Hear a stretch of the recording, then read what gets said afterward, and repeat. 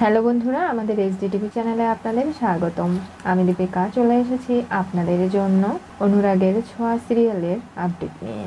দীপা যখন তার মাকে বাঁচানোর জন্য রাস্তায় রাস্তায় চিৎকার করছে, কেউ হেল্প করুন, আমার মা অসুস্থ, বাঁচাতে হবে, গাড়ির সামনে গিয়ে দাঁড় করাচ্ছে, কেউ হেল্প করার মতো নেই, তখনই হঠাৎ মিশকার গাড়ি চলে আসে।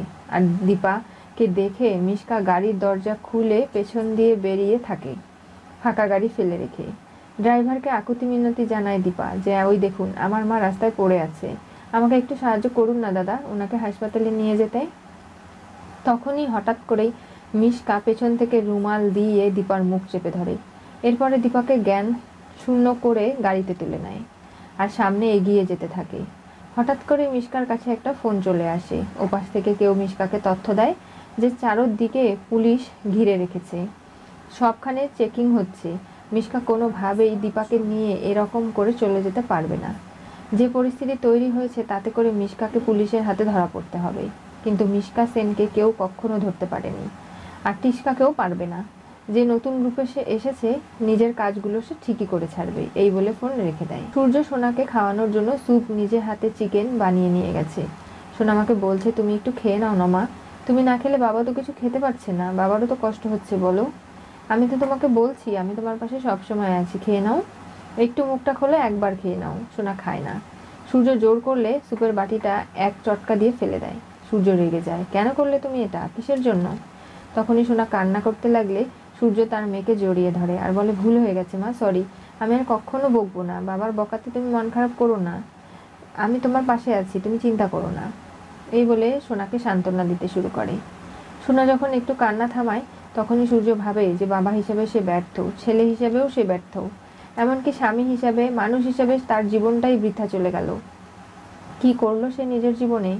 এক মেয়ে আর বউকে হারিয়ে তাদের যে খুঁজতে যাবে সেটাও সে করতে পারছে না। সোনাকে ফেলে জেলে যেতে গেলে সোনা তো অনেক বেশি আপসেট হয়ে যাচ্ছে, কি করবে সে? তাই নিজে রেগে গিয়ে ফুলদানি চটকা দেয়, নিজের মাথা নিজেই দরজার সঙ্গে লাগিয়ে আঘাত করার চেষ্টা করে। পাশ থেকে জয় ছুটে চলে আসে, বলে দাদাই কি করছিস তুই?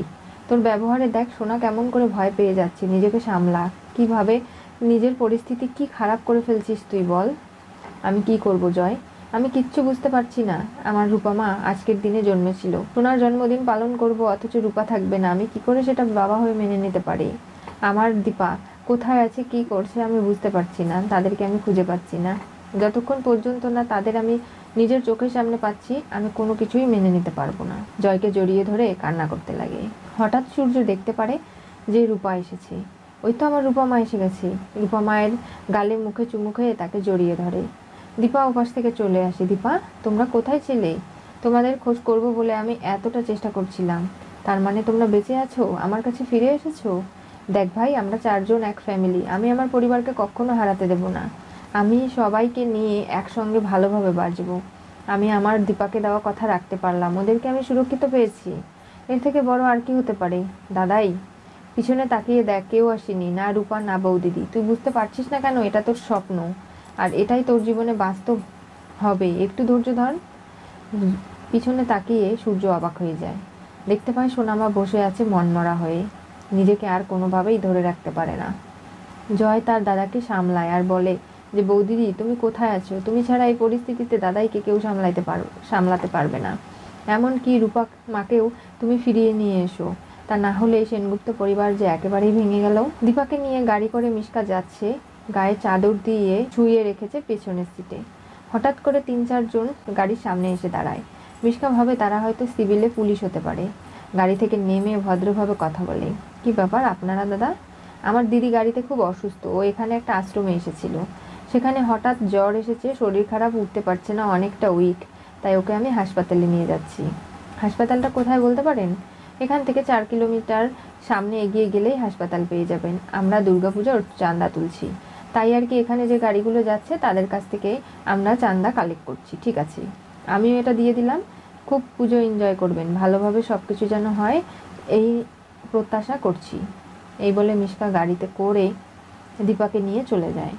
দীপাকে এমন এক জায়গায় পাঠানোর পরিকল্পনা যেখান থেকে দীপা কোনোদিনও ফিরে আর আসতে পারবে না।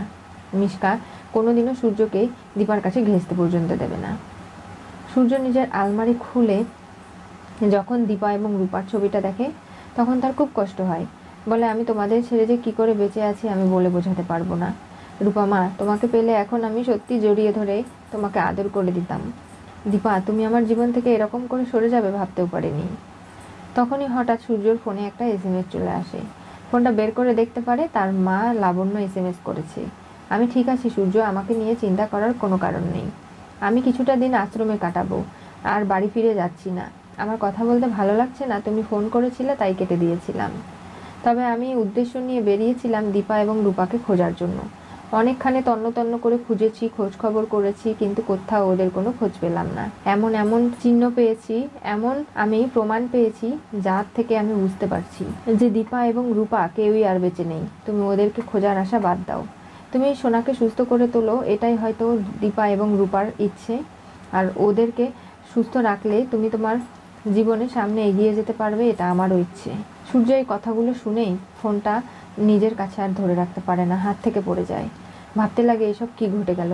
আমি কোনোভাবেই যে ওদেরকে হারিয়ে ফেলবো আমি মেনে নিতে পারছি না। জয় আবারও চিৎকার চেঁচামেচি শুনে চলে আসে। বলে যে, দাদাই নিজেকে সামলা, কেন এরকমটা করছিস?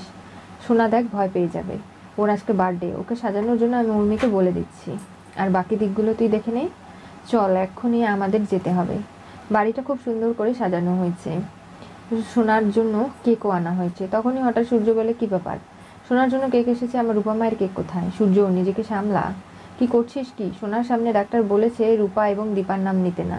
ও মা বোনকে হারিয়ে এমনি ট্রমাটাইজ হয়ে রয়েছে, তুই কি চাস না ওখান থেকে ওকে বের করে আনতে?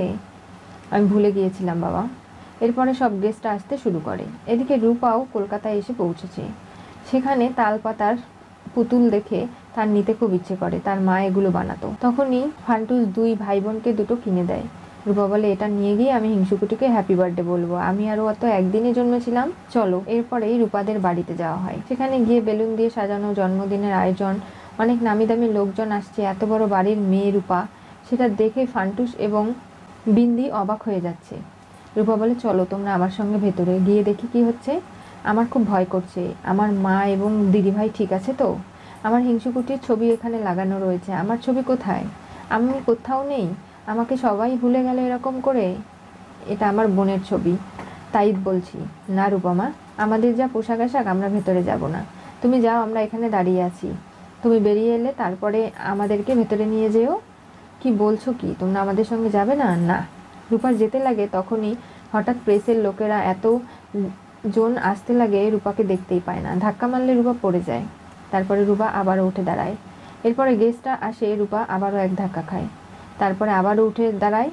হঠাৎ করে দেখতে পারে যে হিংসুকুটিকে ওপর থেকে কাকিয়া সাজিয়ে গুছিয়ে নিয়ে আসছে। সোনা এত সুন্দর পোশাক আশাক পরেছে, এত বন্ধু বান্ধব সোনার এসেছে, সেখানে আর রূপার কথা তার মনেই নেই।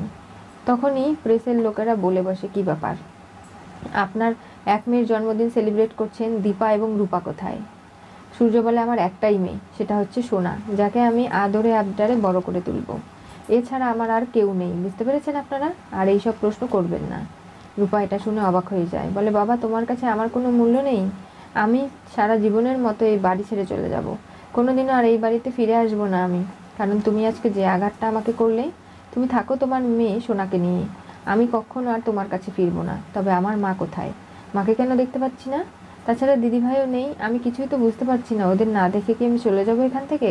এই সমস্ত কথা শুনে সোনা প্রচণ্ড রেগে যায়, কেক চটকা দিয়ে ফেলে দেয়। আশেপাশের জিনিসপত্র ছোড়াছুড়ি করে, বন্ধুদের সঙ্গেও ঠিক করে কথা বলে না। উর্মি বলে যে, আমি এটাই ভয় পেয়েছিলাম যে ওর সামনে যদি রূপা মা এবং দিদির কথা বলা হয় তখন তো ও রিয়াক্ট করে ফেলবে, সেটাই ঘটলো। এবার কি করবেন দাদাই? সোনা মাকে জড়িয়ে ধরে নানাভাবে শান্ত করার চেষ্টা করে আর বলে যে, আমার মেয়ের জন্মদিন, সবাই আপনারা প্রাণ ভরে আশীর্বাদ করবেন, ও যেন বড় হতে পারে, ভালো কিছু হতে পারে। আর এই সমস্ত কথা রূপা শুনেই অবাক হয়ে যায়। কি হতে চলেছে? অনুরাগের ছোঁয়া সিরিয়ালের পরবর্তী টুইস্টে মিশকা দীপার মুখে রুমাল বেঁধে তুলে নিল। সোনাই সূর্যের একমাত্র মেয়ে। রূপা শুনে অভিমানে বাড়ি ছাড়লো চিরতরে।